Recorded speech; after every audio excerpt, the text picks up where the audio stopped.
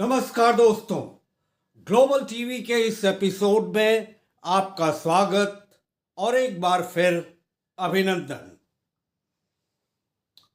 आज का एपिसोड और आगे के 4-5 एपिसोड ये एक ऐसे शोध पर हैं जो मैंने किया है। पिछले कई सालों से मैं इस पर शोध कर रहा था और इसका जो ट्रिगर पॉइंट, जो विचार किस तरह से मेरे मन में कौंधा, वो ये था कि एक मैगजीन है भारत में, द वायर। आप सबने नाम सुना होगा। द वायर ने एक हस्ताक्षर कैंपेन शुरू किया था और ये हस्ताक्षर कैंपेन इस वजह से था कि उस समय जो शिक्षा मंत्री थे, तब उसको ministry of human resource and development कहा जाता था, प्रकाश जावड़ेकर जी ने आईआईटी मुंबई के एक दीक्षांत समारोह में ये कह दिया था कि संस्कृत भाषा समृद्ध है, साइंटिफिक है, कंप्यूटर फ्रेंडली है और सबसे प्राचीन है। और पुरातन काल के जिन मनीषियों ने, जिन ऋषियों ने, जो ऋषि वैज्ञानिक थे, जो उन्होंने शोध किया, वो महान था। इसके विरोध में द वायर मैगजीन ने लेफ्ट इंटेलेक्चुअल्स का एक हस्ताक्षर कैंपेन शुरू किया और उसमें मुझे भी कोट किया था कि प्रकाश जावड़ेकर जी ने मुझे मेरे एक रिसर्च पेपर को, जिसके बारे में एक और संस्था है इंटरनेट सोसाइटी, जिससे मैं 2005 से जुड़ा हुआ हूं, उसके किसी वेबसाइट पर मैंने भी लगभग यही बात कही थी, उसको कोट किया था। तो उन्होंने प्रकाश जावड़ेकर जी को और मुझे दोनों को कटघरे में खड़ा करते हुए एक हस्ताक्षर कैंपेन शुरू किया। उसके बाद क्या हुआ क्या नहीं हुआ ये मुझे पता नहीं, लेकिन वहीं पर उसी लेख में मैंने नासा के एक वैज्ञानिक रिक हिग्स को कोट किया था, जिन्होंने 1984 के किसी के आसपास कभी कहा था कि Sanskrit is world's most computer friendly language. अब उस ट्रिगर पॉइंट ने मुझे और शोध करने के लिए प्रेरित किया। ये बात 7-8 साल पुरानी है और तभी से मैं इस पर लगा हुआ था। उसकी परिणति ये हुई कि मैंने ये 30 पेज का एक मेगा शोध पत्र तैयार किया, जिसका टाइटल, ये अंग्रेजी और हिंदी दोनों में है। इंग्लिश वर्जन मैं किसी कॉन्फ्रेंस में पढ़ चुका हूं और मुझे अभी 21, 22, 23 दिसंबर को एक निमंत्रण पत्र भी आया था आईआईटी के प्रोफेसर्स, जिसमें आए हुए थे और क्वांटम फिजिक्स को वो प्राचीन विज्ञान से तुलना कर रहे थे। मैं किसी वजह से जा नहीं पाया, मुझे और कोई प्लेटफॉर्म नहीं दिखा, तो अपने इस YouTube चैनल के माध्यम से मैं इस शोध पत्र को अगले 4-5 एपिसोड्स में पढ़ूंगा। इस शोध पत्र की भाषा हिंदी में है, विशाल खजाने की भाषा है संस्कृत। एक बार फिर सुनिएगा, विशाल खजाने की भाषा है संस्कृत। ये एक मृत भाषा नहीं है और हिरण्यगर्भा, हिग्स बोसान कण और क्वांटम भौतिकी के समतुल्य है। ये शोध पत्र का नाम है विशाल खजाने की भाषा है संस्कृत, हिरण्यगर्भ, हिग्स बोसान कण और क्वांटम भौतिकी के समतुल्य है। प्रोफेसर डॉक्टर रत्नेश द्विवेदी, पुरस्कार प्राप्त अकादमिक और अंतर्राष्ट्रीय पत्रकार, भारत। वेदों का हमेशा सम्मान किया गया है और विद्वान लोग हमेशा अगली पीढ़ी तक वेदों को पहुंचाते रहे हैं, लेकिन साथ ही उच्च और अमूर्त ज्ञान को जन जन तक पहुंचाने के लिए ज्ञान की कई और परतें भी सामने आई हैं। सबसे पहले बहुत लंबे समय तक वैदिक ज्ञान के विभिन्न पहलुओं को नहीं लिखा गया था। स्वयं वेद की तरह वे भी मौखिक परंपराओं में पीढ़ी दर पीढ़ी हस्तांतरित होते रहे। जब मानवता की मानसिक क्षमता और स्मरण शक्ति कम हुई, तभी उन्हें लिखा गया, पहले ताड़ के पत्तों पर और बहुत बाद में कागजों पर। कई पांडुलिपियां खो गईं, लेकिन फिर भी उनमें से हजारों को सुरक्षित और संरक्षित किया गया और वे विभिन्न विश्वविद्यालयों, अनुसंधान संस्थानों और निजी संग्रहों में पाई जा सकती हैं। ज्यादातर पूरे भारत में विभिन्न स्थानों पर। संस्कृत साहित्य का पूरा दायरा बहुत बड़ा है और इसका आसानी से वर्णन नहीं किया जा सकता है, लेकिन कम से कम ज्ञान के कुछ प्रमुख क्षेत्रों और साहित्य के पहलुओं का उल्लेख यहाँ किया जाना चाहिए। वैदिक ज्ञान प्राप्त करने की प्रणाली, साथ ही मानवीय चेतना का विस्तार और उन्नयन 6 दर्शन पर कई कार्यों में पाया जा सकता है, जिन्हें भारत दर्शन की 6 प्रणालियों के रूप में जाना जाता है। न्याय, वैशेषिक, सांख्य, योग, कर्म मीमांसा और वेदांत। इन 6 दर्शनों में से एक तेजी से लोकप्रिय दर्शन योग का क्षेत्र है। इस क्षेत्र के कुछ प्रमुख ग्रंथ हैं पतंजलि का योग सूत्र, स्वात्माराम की हठ योग प्रदीपिका, घेरंड संहिता, विज्ञान भैरव, शिव सूत्र, हठ रत्नावली आदि। आयुर्वेद, जीवन विज्ञान के विशाल क्षेत्र का उल्लेख पहले ही किया जा चुका है।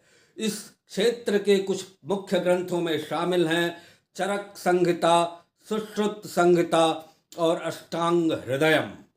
क्षेत्र को स्थापत्य वेद या वास्तु विद्या जिसे कहा जाता है, वो निर्माण संरचनाओं का विज्ञान और ज्ञान जो प्रकृति के नियमों का अनुपालन करते हैं। ज्योतिष या वैदिक ज्योतिष ज्ञान का एक और बहुत महत्वपूर्ण पहलू है, जो वैदिक परंपराओं में श्रेष्ठ स्थान रखता है।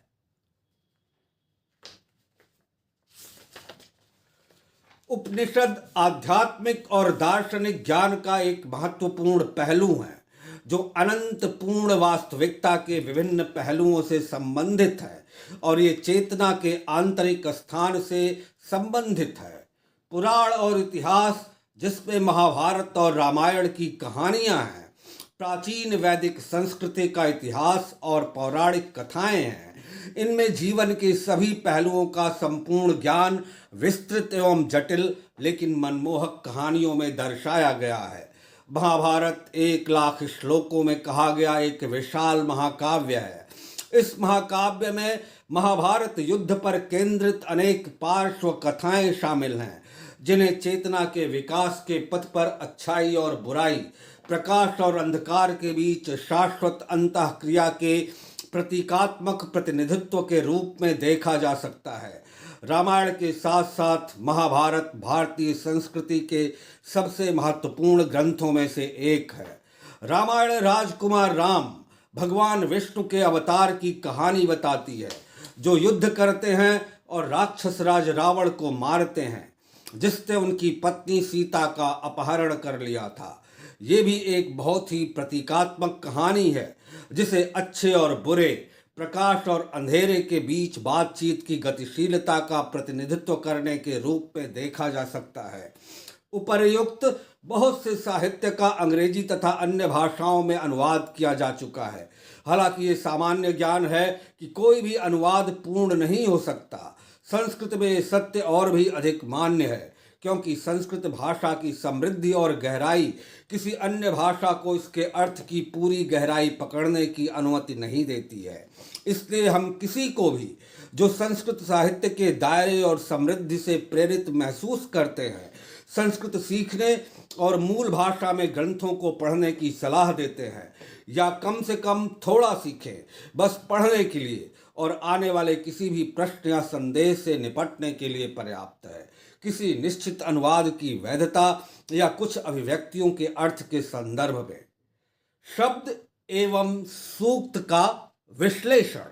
अगला टॉपिक है हिरण्यगर्भ का शाब्दिक अर्थ सुनहरा गर्भ या सुनहरा अंडा है, जिसे काव्यात्मक रूप से सार्वभौमिक अणु कहा जाता है। भारतीय दर्शन में ब्रह्मांड या प्रकट ब्रह्मांड के निर्माण का स्रोत है। इसका उल्लेख ऋग्वेद के एक भजन में मिलता है, जिसे हिरण्यगर्भा सूक्त के नाम से जाना जाता है। एक एकल निर्माता देवता का सुझाव देता है,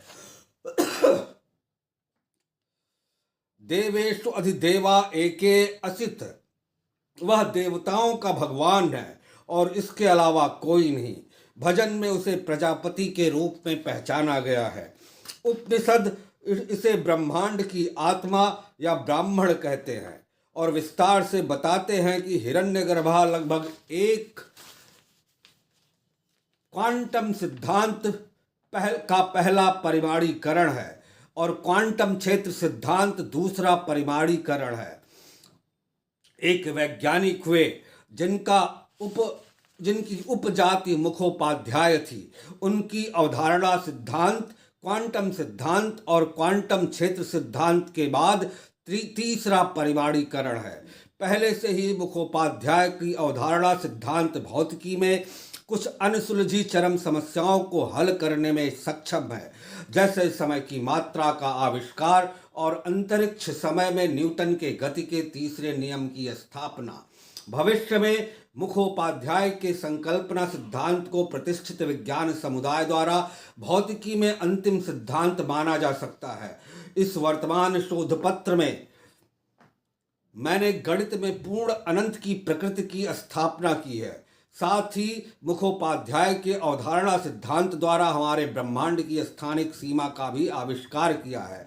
अंत में मैंने तीसरे परिमाणीकरण में मुखोपाध्याय के अवधारणा सिद्धांत का उपयोग करके भविष्य के अंतरिक्ष यान को प्रकाश की गति से भी तेज बनाने के सिद्धांत के बारे में भी बताया है। ये शोध पत्र तीसरे परिमाणीकरण में मुखोपाध्याय की अवधारणा के सिद्धांत का उपयोग करके भौतिकी में कई अन्य अनसुलझी समस्याओं को हल करने में सहायक होगा। यद्यपि वेद के संस्कृत भजनों की प्राथमिक भूमिका किसी रोग के उपचार और प्रकृति के साथ सामंजस्य बनाए रखना अव्यावहारिक महसूस होता है, लेकिन ये संभव है। प्राचीन ऋषि वास्तविकता के दृष्टा जो अपने अंतरिक्ष स्थान में वैदिक भजनों के प्रवाह को पहचानते थे, वेद से बहुत विस्तृत ज्ञान प्राप्त करने में सक्षम थे, जिसे उन्होंने जीवन के सभी क्षेत्रों में ज्ञान की संपूर्ण प्रणालियों में विस्तारित किया। समय की आवश्यकता और समाज में लोगों की समझने की क्षमता के अनुसार ज्ञान की विभिन्न प्रणालियां अस्तित्व में आईं। प्राचीन वैदिक चिकित्सा पद्धति आयुर्वेद के क्षेत्र को भी हम यहाँ ले सकते हैं। आयुर्वेद का अर्थ है जीवन का विज्ञान या जीवन की अवधि का ज्ञान।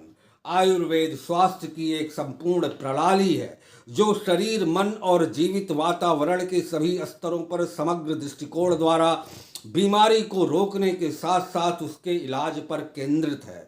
आयुर्वेद के ग्रंथों में उल्लेख है कि प्राचीन स्वर्ण युग में कोई रोग नहीं थे।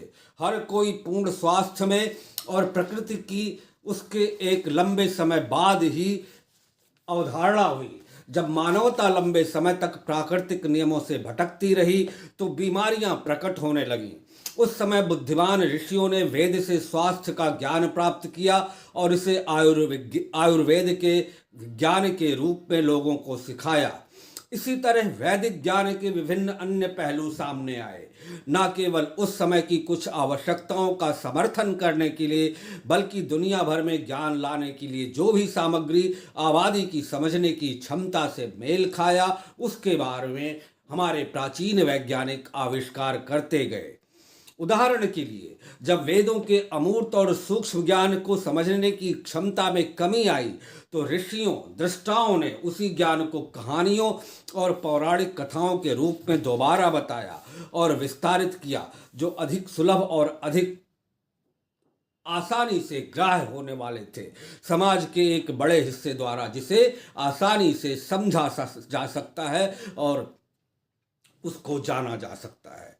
इस शोध पत्र के लिए जो प्रश्न है, रिसर्च क्वेश्चंस हैं, वो हैं: संस्कृत प्रकृति की आदि भाषा के रूप में कैसी है?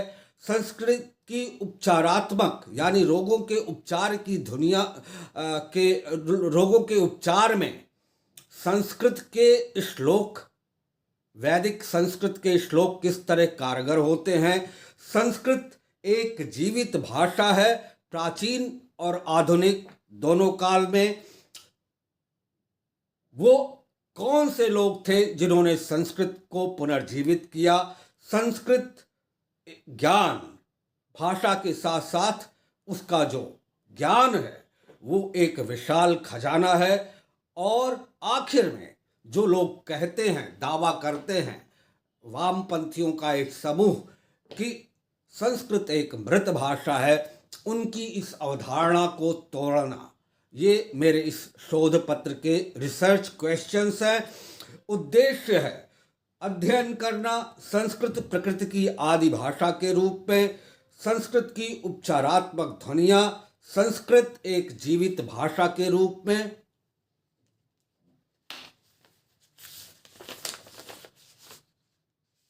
और संस्कृत जो लोग ये मानते हैं, जैसा मैंने कहा कि एक मृत भाषा है, उस मिथक को तोड़ना।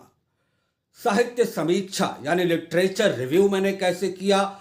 ऑन और ऑफलाइन पुस्तकें और पत्रिकाएं पढ़ी, संस्कृत में मेरे अपने जो पिछले शोध पत्र हैं उनको पढ़ा, ई लाइब्रेरीज को सर्फ किया। रिसर्च मेथोडोलॉजी क्या है? मैंने सामग्री का विश्लेषण किया है यानी कंटेंट एनालिसिस की है। वैचारिक अनुसंधान, कंसेप्चुअल रिसर्च, ऐतिहासिक अनुसंधान, हिस्टोरिकल रिसर्च, विश्लेषणात्मक अनुसंधान यानी एनालिटिकल रिसर्च, ये मेरी रिसर्च मेथोडोलॉजी रही है। प्रकृति की आदिम भाषा के रूप में संस्कृत, इसके बारे में थोड़ा जानते हैं। भारत की प्राचीन संस्कृति में संस्कृत को ब्रह्मांड के अंतरतम क्षेत्रों में विद्यमान एक शाश्वत भाषा माना जाता था, एक ऐसी भाषा जिसके घटक सृष्टि के निर्माण खंडों का निर्माण करते हैं। वेदों के भजन, जो संस्कृत भाषा के पहले अभिलेख हैं, को संपूर्ण प्रकट ब्रह्मांड का स्रोत माना जाता था। वेद शब्द का अर्थ ज्ञान है और ये इस विचार को दर्शाता है कि वेद के संस्कृत भजन प्रकृति की बुद्धि की समग्रता की अभिव्यक्ति है, ब्रह्मांडीय चेतना के मौलिक क्षेत्र में सभी पदार्थों और ऊर्जा से परे विद्यमान अव्यक्त बुद्धि की अभिव्यक्ति। सभी प्राकृतिक प्रणालियों, साथ ही मानव निर्मित संरचनाओं को अस्तित्व के विभिन्न स्तरों से युक्त देखा जा सकता है, जहां अंतरतम स्तर में बीज रूप में संपूर्णता समाहित होती है। हमारे शरीर की संपूर्ण बुद्धि डीएनए में कूटबद्ध होती है, कोड भाषा में लिखी होती है। किसी भवन की संरचना उसके आर्किटेक्चरल ब्लूप्रिंट में अंकित होती है। आप चाहे राम मंदिर को ही ले लें, बीज में वृक्ष समाहित होता है। कहा जा सकता है कि इसी प्रकार भारत की परंपराएं मानव की संपूर्ण बुद्धि को मानती हैं। ब्रह्मांड को वैदिक संस्कृत के प्राचीन भजनों की ध्वनियों के प्रवाह में कूटबद्ध किया गया है। हालांकि ऐसी पारंपरिक धारणाएं रहस्यमयी मान्यताएं या कल्पनाएं लग सकती हैं, लेकिन दुनिया के कुछ प्रमुख वैज्ञानिक इन प्राचीन विचारों की तुलना आधुनिक भौतिकी के उन्नत सिद्धांतों से करते हैं। अक्सर इन्हें गलती से धार्मिक परिकथाएं कहकर खारिज कर दिया जाता है और ये कह दिया जाता है कि संस्कृत एक मृत भाषा है। लेकिन अगर हम कहानी के सतही स्तर से परे मौजूद प्रतीकवाद पर गौर करें तो हमें बहुत ही दिलचस्प विचार मिल सकते हैं। ऐसी अनेक कहानियों में जिस एक विषय पर चर्चा होती है वो है सृजन की प्रक्रिया। इनमें से एक कहानी में सृष्टि को शिव के नृत्य के रूप में देखा जाता है जिसे नटराज कहते हैं और जिनकी मूर्ति सर्न कंपाउंड के बाहर भी लगी है। कहानी कहती है कि भगवान शिव ने अपने डमरू को बजाते हुए नृत्य किया और उनके डमरू से संस्कृत वर्णमालाओं की ध्वनियां निकली, जिन्हें पाणिनि ने बाद में लिपिबद्ध किया। अयुण रिल रिक अयोंग अयोच है वरट। ये जो है यहाँ शिव ब्रह्मांडीय चेतना के अवतार का प्रतीक है। नृत्य करना और ढोल बजाना कानूनों की गतिशीलता का प्रतीक है।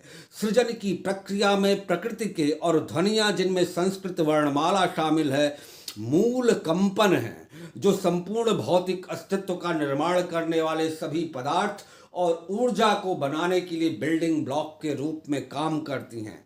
एक संस्कृत श्लोक है जो कहता है यस्या निश्वासितम वेदः यो देभ्यो अखिलम जगत निर्ममेतम अहम वेदे विद्या तीर्थ महेश्वर। अर्थ, मैं उस महान ब्रह्मांडीय शासक को नमन करता हूँ जो ज्ञान का शुद्ध स्नान है, जिसकी सांस वेद है और जिसने वेदों से पूरे ब्रह्मांड का निर्माण किया। यदि वास्तव में, जैसा कि इन सभी विचारों से पता चलता है, प्राचीन संस्कृत भाषा की ध्वनियाँ प्रकृति की बुद्धिमत्ता के महान सामंजस्य और पूर्णता की अभिव्यक्ति हैं, तो संस्कृत सीखना संचार के साधन के रूप में किसी अन्य भाषा को सीखने से कहीं अधिक है, या बहुमूल्य ज्ञान की प्राचीन मात्रा तक पहुँचने के प्रवेश द्वार के रूप में। इस दृष्टि से सीखने को हमारी पूरी क्षमता का एहसास करने में मदद करने के लिए एक और उपकरण के रूप में देखा जा सकता है। प्रकृति और ब्रह्मांड की अनंत सद्भाव, सुंदरता, बुद्धिमत्ता और पूर्णता के साथ हमारी चेतना को फिर से संरेखित करने के लिए एक सहायक उपकरण के रूप में। तो ये मेरे रिसर्च पेपर के, जिसका टाइटल है विशाल खजाने की भाषा है संस्कृत, हिरण्यगर्भः, हिग्स बोसान कण और क्वांटम भौतिकी के समतुल्य है। ये रिसर्च क्वेश्चन मैंने बताए, मैंने शोध के तरीके बताए, रिसर्च मेथोडोलॉजी बताई, लिटरेचर रिव्यू बताया और इसकी भूमिका बताई। हिरण्यगर्भः क्या था और संस्कृत किस तरह से मृत भाषा नहीं है। ये पहला एपिसोड है। अभी इस शोध पत्र में 26 पेजेज और बाकी हैं। 30 पेज का ये रिसर्च पेपर है। मुझे कम से कम 5 एपिसोड लगेंगे। ये पहला एपिसोड है, 4 और एपिसोड लगेंगे। अगले एपिसोड में मैं फिर आपके सामने संस्कृत भाषा की महत्ता और उसको प्राचीनतम भाषा के रूप में, और हिरण्यगर्भा जो शब्द है जिसे सुनहरा अंडा या गोल्डन वूम्ब कहा जाता है, उसको हिग्स बोसान के समतुल्य साबित करने के लिए और क्वांटम भौतिकी के समतुल्य साबित करने के लिए आप जो मैंने प्रयास किया है, जो शोध किया है इसी शोध पत्र में, उसको जानने के लिए हम अगले एपिसोड में आगे बढ़ेंगे। तब तक दीजिए विदा, अनुमति, नमस्कार, धन्यवाद, जय हिंद।